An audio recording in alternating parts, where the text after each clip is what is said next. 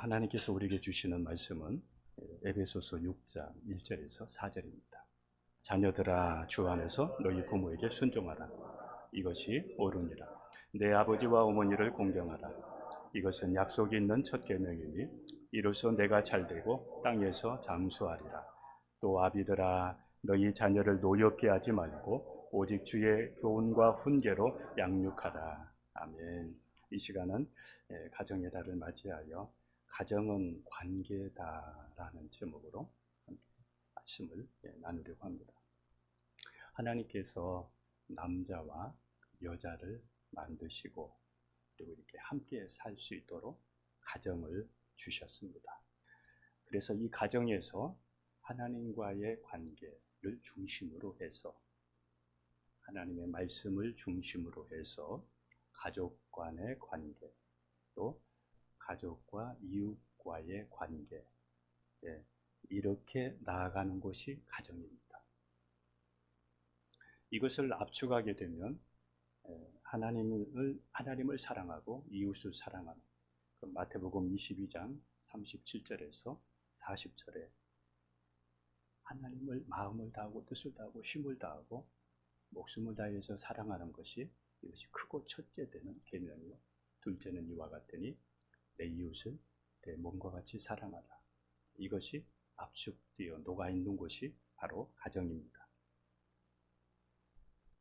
가정은 하나님에 의해서 하나님이 세우셨기 때문에 하나님 중심이 되어야 되는데, 하나님 중심이라는 그 말은 곧 말씀 중심이라고 할 수 있습니다. 왜냐하면 이 말씀은 곧 하나님이시라고 말씀하셨기 때문입니다. 하나님께서 가정을 택하신 목적은 우리의 가족들 모두가 대대로 하나님을 경외하는 가운데 한 사람도 멸망받지 않고 하나님이 주신 은혜와 복을 누리면서 또 하나님과 함께 영원히 살 수 있도록 하기 위해서 가정을 택하셨습니다. 창세기 18장 19절에 보면 하나님께서 아브라함을 부르신 그 내용이 나옵니다. 제가 한번 말씀드립니다. 내가 그로 그 자식과 권속에게 명하여 여호와의 도를 지켜 의와 공도를 행하게 하려고 그를 택하였나니 이는 나 여호와가 아브라함에게 대하여 말한 일을 이루려 함이니라. 이렇게 말씀했습니다. 그래서 아브라함은 하나님의 뜻대로 그의 아들 이삭을 말씀으로 잘 양육해서 아브라함으로 끝나지 않고 이삭의 하나님, 또 그의 손자 야곱의 하나님이 되게 하십니다. 이와 같이 우리의 가정도 마찬가지입니다. 어떤 가정은 예수님을 먼저 믿어서 이 일이 지금 진행되어 가는 과정일 수 있고, 어떤 가정은 조금 늦게 믿어서 지금 이렇게 가는 그런 과정일 수 있지만, 그러나 어떻든 우리 가정은 우리 대로 끝나지 않고 대대로 하나님을 경외하면서 우리 가족들이 하나님의 은혜를 누리면서 영원히 사는 것입니다. 이것이 우리의 가정을 택하신 하나님의 목적입니다. 만일 가정에서 이것을 놓치게 되면 우리 가족들 중에 구원받지 못한 사람들이 생길 것입니다. 내 자녀가 그런 사람이 생길 것입니다. 구원받지 못한다는 말은 지옥 간다는 말이죠. 이게 무서운 일이잖아요. 그러니까 우리가 살아계실 때 지금이 기회입니다. 또 우리가 이거를 놓치게 되면 옛말에 부자 3대 못 간다고 신앙생활 3대 못 가고 중간에 신앙을 잃어버린 가정들이 지금도 많습니다. 경제적으로 여유가 있어지면서 더 많은 사람들이 이런 가정들이 많습니다. 그래서 언젠가 우리 가정에 신앙의 문이 막히는, 닫혀버리는 그런 때가 올 수 있습니다. 가정을 지키는 그러한 완충 장치는 가정이 사람 중심보다 하나님 중심, 말씀 중심으로 이런 구조를 갖게 되고, 또 그 구조 안에서 하나님께 순종하고 좀 힘든 일이 있어도 기도하면서 극복해 나가려고 해야 가정을 지키고 또 이혼하지 않는 것이죠. 그런데 이게 없으니까 하나님 사랑하는 것을 부부를 또 가정을 사람을 더 사랑하다 보니까 여기에 문제가 생기면 금방 또 헤어지게 되고 이렇게 되는 것입니다.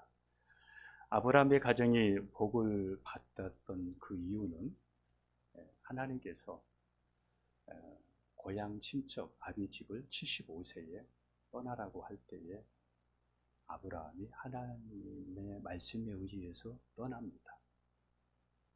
나이 75세의 고향과 또 친척을 떠나서 아비 집을 떠나서 먼 타향으로 간다는 것이 쉽지 않거든요.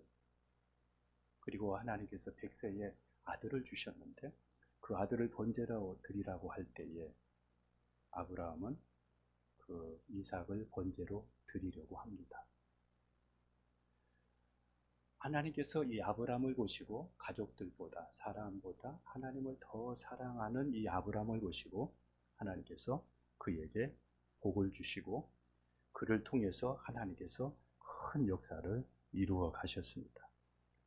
그래서 가정은 남편 중심, 아내 중심, 자녀 중심이 아니라 하나님 중심이 되고 또 말씀 중심이 되어야 합니다. 여러분의 가정이 이런 가정이 될 수 있도록 이런 구조를 갖출 수 있기를 주님의 이름으로 축복합니다. 지금 세상은 사람 중심의 세상입니다. 그런데 이게 너무 진합니다.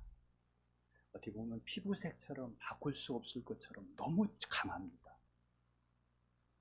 그 자리가 하나님이 계시고 말씀이 계셔서 말씀 앞에 무릎을 꿇고 어떤 어려움이 와도 그거를 말씀 앞에서 극복할 수 있기를 주님의 이름으로 축복합니다. 가정은 모든 관계 질서의 시작입니다. 가정에서 지켜야 할 관계 질서는 계급이 아니라 하나님께서 말씀하신 그 역할을 각자 잘 감당해 나가는 것이죠. 남편은 남편의 역할을, 아내는 아내의 역할을, 또 부모는 자녀에게, 또 자녀는 부모에게 각자의 그 역할들을 감당해 나가는 것이죠. 남편과 아내와 부모와 자녀가 말씀대로 자신의 역할과 의무를 이렇게 감당할 때 그 가정이 성경적인 가정이 되는 것입니다. 여러분의 가정은 어떤 가정입니까? 가정에는 질서가 있어야 되는데 먼저 첫 번째, 가정에는 첫째, 인류가 존속하는 근간이기 때문에 자녀를 낳아야 됩니다. 자녀를 되도록이면 많이 낳아야 됩니다. 특별히 경건한 우리 믿음의 가족들이 자녀를 많이 낳아서 우리 믿는 사람들이 점점 많아질 수 있도록, 그리고 그 자녀를 경건한 자녀로 우리가 한 사람 한 사람들을 세워야 됩니다. 이게 가정의 질서입니다. 하나님이 세우신, 가정을 세우신 목적입니다. 자녀는 부모의 소유가 아니라 하나님의 것이기 때문에 부모가 청지기가 되어져서 하나님이 원하시는 자녀로 잘 양육해 나가야 됩니다. 신명기 6장 4절에서 한번 7절을 보도록 하겠습니다. 이스라엘아 들으라. 우리 하나님 여호와는 오직 유일한 여호와이시니 너는 마음을 다하고 뜻을 다하고 힘을 다하여 내 하나님 여호와를 사랑하라.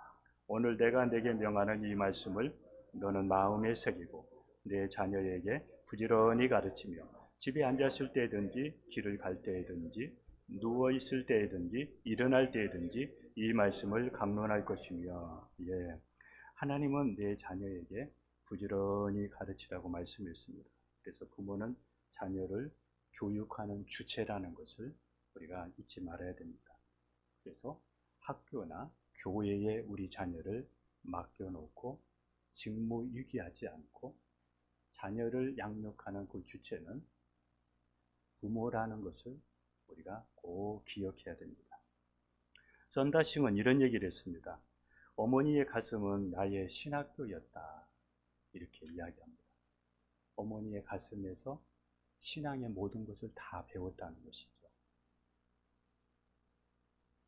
그리고 자녀는 부모를 하나님의 대리자로 여기고 순종하면서 하나님의 사람으로 온전하게 세워져야 합니다. 하나님의 대리자로 부모 말씀에 순종하면서 말씀으로 잘 양육되어져서 온전한 사람으로 세워져야 됩니다.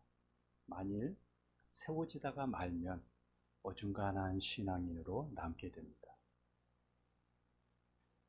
이렇기 위해서는 스스로 할 수 없으니까 하나님께서 부모를 두셨기 때문에 부모를 통해서 이러한 신앙을 갖게 되어야 됩니다. 이제 또 두 번째는 남편과 아버지의 질서입니다. 그리고 역할입니다. 남편과 아버지는 가장이기 때문에 하나님의 말씀으로 가정을 잘 이끌어야 됩니다. 하나님의 말씀대로 가정을 이끌어 가야 됩니다.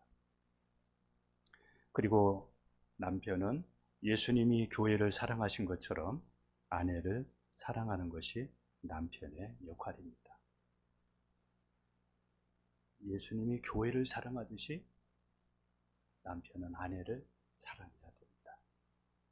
에베소서 5장 22절 24절까지 같이 한번 보도록 하겠습니다. 같이 갑니다. 아내들이여 자기 남편에게 복종하기를 주께 하듯 하라. 이는 남편이 아내의 머리됨이 그리스도께서 교회의 머리됨과 그가 바로 몸의 구주시니라. 그러므로 교회가 그리스도에게 하듯 아내들도 범사에 자기 남편에게 복종할지니라. 예. 아내와 어머니는 남편이 하나님의 뜻대로 가정을 이끌어갈 수 있도록 협조하고 또 남편의 뜻에 기쁘게 함께해서 가정이 사랑과 행복 있는 가정으로 아내는 이렇게 만들어 가야 됩니다. 남편에게 복종하라 이렇게 말씀했는데 남편이 하나님의 말씀대로 가고자 한다고 하면 아내는 그 일에 기쁘게 협력해서 함께 가야 됩니다. 갈등이 일어나게 되면 가정이 하나님의 말씀으로 잘 세워질 수가 없습니다. 부모는 자녀를 오늘 말씀해 보니까 노엽게 하지 말라 그랬습니다. 여러분, 노엽게라는 말이 무슨 말일까요? 노엽게. 자녀가 잘못하면 징계를 해야 됩니다.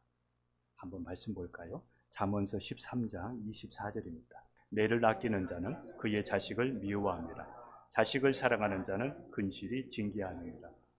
자녀가 잘못하면 징계해야 됩니다. 요즘에는 매를 못 드는 그런 사회가 되었습니다. 성경은 매를 들라고 했습니다. 매를 들지 않으면 자녀가 더 큰 것을 잃어버릴 수 있기 때문입니다. 여기 노엽게라는 말이 그러나 우리가 징계를 하되 노엽게 하지 말라 그랬는데 노엽게 하지 말라는 말은 부당하게 괴롭히지 말라는 겁니다. 부당하게 야단치지 말라는 겁니다. 특히 자녀들이 노여워하는 것 중에 하나가 부부싸움이라고 합니다. 그 다음에 자녀를 어떻게 양육해야 되느냐 보니까 주의 교훈과 훈계로 양육해라 이렇게 말씀했습니다. 주의 교훈과 훈계란 말씀으로 양육하는 것입니다. 우리 자녀들을 말씀으로 양육하는 훈련을 해야 된다는 것입니다. 자녀 교육을 우리가 세상적인 방법이나 인본주의적인 방법이 아니라 부모가 모범이 되면서 자녀들을 하나님의 말씀으로 자녀들을 양육해야 된다. 특별히 자녀를 양육하되 우리 그 자녀들이 그냥 형식적인 자녀 교육이 아니라 평생 주님을 떠나지 않도록 평생 하나님 경외하면서 살 수 있도록 그런 양육이 필요합니다. 한번 말씀 보겠습니다. 잠언서 22장 6절입니다. 같이 가겠습니다. 마땅히 행할 길을 아이에게 가르치라. 그리하면 늙어도 그것을 떠나지 아니하리라. 예, 이것을 위해서 우리가 준비하고 수고해야 됩니다. 자녀들은 부모님께 순종하고 부모를 공경해야 됩니다. 우리가 오늘 에베소서 6장 1절 2절에서도 이렇게 말씀했는데 왜 우리가 부모에게 순종하고 공경해야 되느냐 하면 하나님이 나에게 주신 명령이기 때문입니다. 성경에 부모 공경에 관련된 이런 모든 말씀들을 보면 주로 공경하라, 순종하라, 청종하라, 또 기쁘시게 하라 이렇게 전부 이렇게 명령형으로 이렇게 되어 있는 것을 우리가 볼 수 있습니다. 이것은 해도 되고 안 해도 되는 것이 아니라 선택사항이 아니라 반드시 해야 하기 때문에 명령형으로 이렇게 되어 있습니다. 여기 순종이라는 말은 대들거나 거역하지 않는 자세를 말합니다. 제가 지난주 월요일날, 화요일날 시골을 부모님한테 갔다 왔습니다. 연세가 이제 많이 되시니까 하신 얘기를 또 하고 그렇게 하세요. 제가 이제 가면은 제가 할 일들을 막 찾아서 막 하거든요. 이제 어머니가 옆에서 보시면서 이거 끝나면 저거 하게 하고 저거 끝나면 저기 하고 막 이렇게 한 얘기 또 하시고 합니다. 그런데 그냥 제가 어련히 알아서 할까봐 그냥 한번 얘기하시고 안 하셨으면 좋겠는데 근데 계속 그 얘기를 하셔요. 그러면서 야 이게 부모님께 이렇게 끝까지 순종하는 게 참 어렵구나, 어렵겠구나 제가 그런 생각을 해봤습니다. 그런데 여기 보니까 주 안에서 순종하라고 그랬습니다. 예를 들어서 믿지 않는 부모가 교회 가지 말라고 하는 것보다 그 말에 순종하기보다 그것보다 하나님의 말씀에 더 우리가 순종해야 된다는 것이죠. 부모에 관련된 것과 하나님의 말씀과 서로 대치할 때는 하나님의 법이 먼저라는 거 우리가 기억하셨으면 좋겠습니다. 어느 며느리가 시어머니 말에 자꾸 말대꾸하니까 화가 난 시어머니가 너는 말끝마다 이렇게 말대꾸하니 그렇게 하니까 그 며느리가 이렇게 이야기했습니다. 어머니 이것은 말대꾸가 아니라 이치가 그렇다는 것입니다. 이치 따지면 절대 순종하지 못합니다. 순종하지 못합니다. 제가 우리 아버지 돌아가시기 전에 이렇게 하는 아버지가 큰 소리 치는 거 그러니까 아직 나 살아있다는 존재감을 드러내시려고 하시는 것 같아요. 아마 그것 때문에 그게 우리 아버지의 자존심일 수 있고 살아있다는 존재감일 수도 있고 그래서 그냥 우리 아버지 그래도 살아계시구나. 우리가 그냥 우리가 이해하고 부모님 절대 바꿀 수가 없겠더라고요. 어느 목사님 할머니가 치매에 걸리셨는데 그런데 그 어머니가 치매 걸리신 할머니가 한 말 또 하고 하루에도 몇 번씩 하는데 그 어머니가 이렇게 했다고 합니다. 항상 공손하게 대답하고 순종했다고 합니다. 항상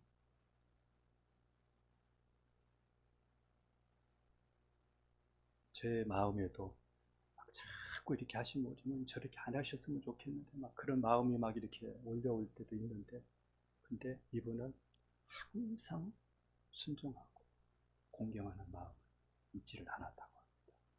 왜 그랬을까요? 하나님이 내주신 그런 말씀이기 때문입니다. 말씀이기 때문입니다. 여기 공경이라는 말은 우러러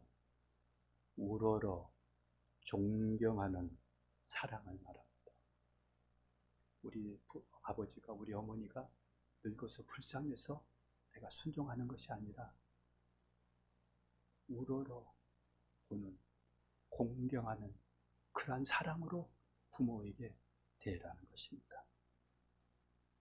그래서 이 공경 속에는 부모에 필요한 것을 공급하는 그래서 우리가 직장생활하고 또 그러신 분들은 부모님에게 용돈도 드리는 것 이것을 부모님도 좋아하시더라고요. 그래서 부모님을 공양하고 자주 찾아뵙는 것 이게 중요합니다. 어떤 심리학자는 이렇게 이야기했습니다. 사람의 심리는 어렸을 때는 부모 말이면 옳다 이렇게 여기다가 20대, 30대가 되면 부모 말을 무시한다고 합니다. 부모는 우리 시대와 달라. 그리고 부모는 배우지를 못했었어. 이렇게 하면서 부모의 말을 무시한다고 합니다. 그러다가 40대에 들어서게 되면 우리 부모님 말도 일부 맞는 게 있네. 그러다가 이제 한 60대, 5, 60대가 이렇게 되면 부모 말씀이 맞구나. 이렇게 철이 들면서 깨닫게 된다고 합니다. 부모에게 순종하고 공경해야 될 우리가 두 번째 이유는 옳은 일이기 때문입니다. 저는 부모님이 저한테 잘해 주셔서 그런 것보다도 하나님의 말씀이 이렇게 하라고 하니까 저는 하는 것밖에 없습니다. 부모 왜 공경해야 됩니까? 순종해야 됩니까? 이게 옳은 일이기 때문입니다. 옳다는 말은 의롭다는 뜻입니다. 의롭다. 여기 의라는 말은 하나님과의 바른 관계할 때에 사용되는 단어입니다. 그러니까 하나님과 바른 관계를 맺기 위해서는 부모와 바른 관계를 가져야 하나님과도 바른 관계를 가질 수 있다. 이겁니다. 한번 요한일서 4장 20절을 보겠습니다. 누구든지 하나님을 사랑하느라 하고 그 형제를 미워하면 이는 거짓말하는 자니 보는 바 그 형제를 사랑하지 아니하는 자는 보지 못하는 바 하나님을 사랑할 수 없느니라. 예. 보이는 부모를 사랑하지 못하는 사람은 보이지 않는 하나님을 사랑할 수 없다. 그러니까 지금 보이는 부모 사랑하지 않는 사람은 그리고 예배드리고 그리고 하나님 사랑한다고 하고 찬양하는 사람은 진짜가 아니다 이거죠. 진짜. 그런데 얼마나 이런 분들이 많은지 모릅니다. 우리의 삶이 말씀과 일치가 하지는 않습니다. 예, 말씀과 따로따로 놉니다. 약속 있는 첫 계명이기 때문에 우리가 부모를 공경해야 됩니다. 여기 보니까 약속 있는 첫 계명이라 그랬습니다. 1계명에서 4계명까지는 하나님에 대한 하나님 사랑의 계명이고 5계명에서 10계명까지는 인간에 대한 대인 계명입니다. 그런데 5계명에서 10계명 중에 첫 번째가 사람에 대한 계명 중에 첫 번째가 5계명이잖아요. 5계명이 뭐예요? 내 부모를 공경하라. 그런데 다른 계명에는 약속이 없는데 이 계명에만 약속이 있습니다. 약속이 있는 그 이유는 이 계명이 중요하다는 것입니다. 그리고 이렇게 이러한 그 상을 또 이 약속을 걸어 놓는 것은 하나님께서 이런 사람에게 반드시 가정에는 이 질서가 지켜져야 되겠고 또 이런 가정을 통해서 이런 자녀들이 계속해서 더 세워져 가기를 하나님이 원하시기 때문입니다. 인간에 대한 다른 계명에 없는 약속이 5계명 속에 있는데 그 첫 번째가 뭐냐면 잘 되는 약속입니다. 잘 되는 약속. 이것은 효도에 대한 보상과 상급인데 여러분 잘 아시죠? 룻 아시죠? 룻이 남편이 죽고 그리고 시아버지도 죽고 시아주머니도 죽었습니다. 그러니까 큰 동서가 나오미를 떠났습니다. 그런데 룻은 끝까지 하나님을 경외하면서 홀로 있는 자기 시어머니를 잘 섬깁니다.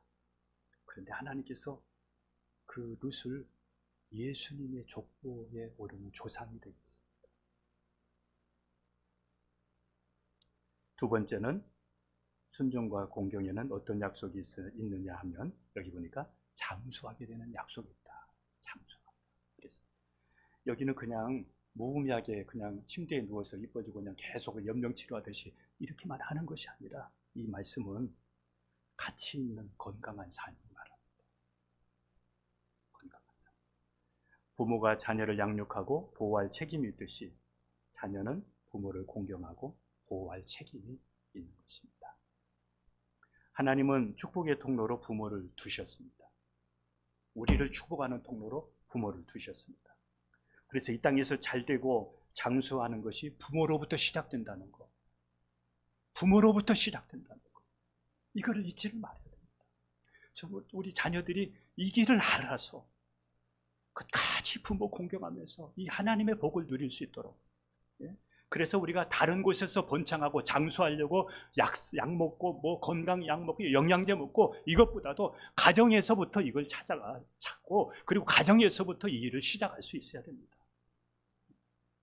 그것부터 시작을 해야 됩니다.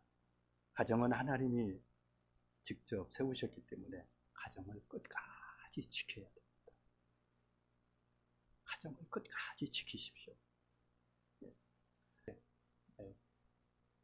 저희 어머니가 우리가 어렸을 때, 그리고 저는 손 잡고 우리 동생은 업고 그리고 다라에다는 큰 것을 가지고 장사를 하셨거든요. 우리 집에 어려울 때.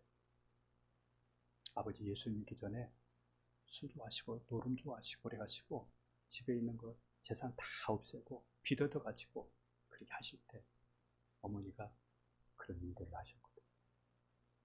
이혼하고 싶은 마음들이 그렇게 많았었는데 하나님 때문에 말씀 때문에 끝까지 참으시고 그래서 어머니가 견디셔서 목사가 나오고 하나는 선교사가 되고 하나는 전도사가 되고 어머니가 그 자리를 지켜주시니까 자녀들이 흉길로 가지 않고 그래도 믿음을 그렇게 가는 것을 보게 됩니다. 우리 가정들이 올해 가정의 달을 맞이해서 우리 가정에 우리가 신앙의 말씀의 본이 되어져서 우리의 가족이 대대로 제가 아무리 좀 그래도 이렇게만 이 말씀만 하고 제가 마치겠습니다. 아브라함이 175세를 살고 이삭이 180세를 살고 야곱이 147세를 삽니다. 그러면 이 세 가정이 약 315년이 됩니다. 그리고 거기에서 태어난 야곱을 통해서 이스라엘 민족이 탄생하게 되고 그리고 이스라엘 민족이 지금까지 이어지고 있잖아요. 한 가정에서 수천 년 동안 이어지고 있습니다.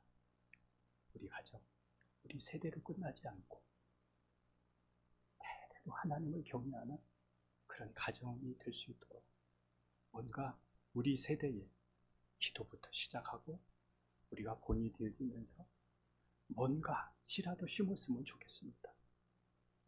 뭔가 이게 그냥 단타로 끝나지 않고 히스기야처럼 자식들 앞으로 어떻게 돼도 내 때만 괜찮으면 괜찮아 막 이런 생각 가지고서 그냥 있기보다는 우리가 해산의 수고를 해서라도 뭔가 그래서 저도 참 노력을 하려고 합니다.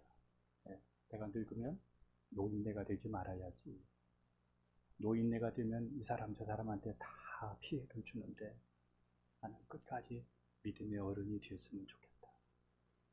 본을 보이고 믿음의 사람답게 그렇게 해서 끝까지 죽을 때까지 좋은 신앙의 모범을 보여야지.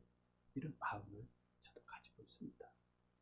우리 자녀들, 우리 손자, 손녀들 앞으로 살아가는 시대 더 힘들 텐데 더 강한 믿음이 필요합니다. 더 큰 하나님의 은혜가 필요합니다. 하나님 우리 가정, 이런 가정 되게 하여 주옵소서.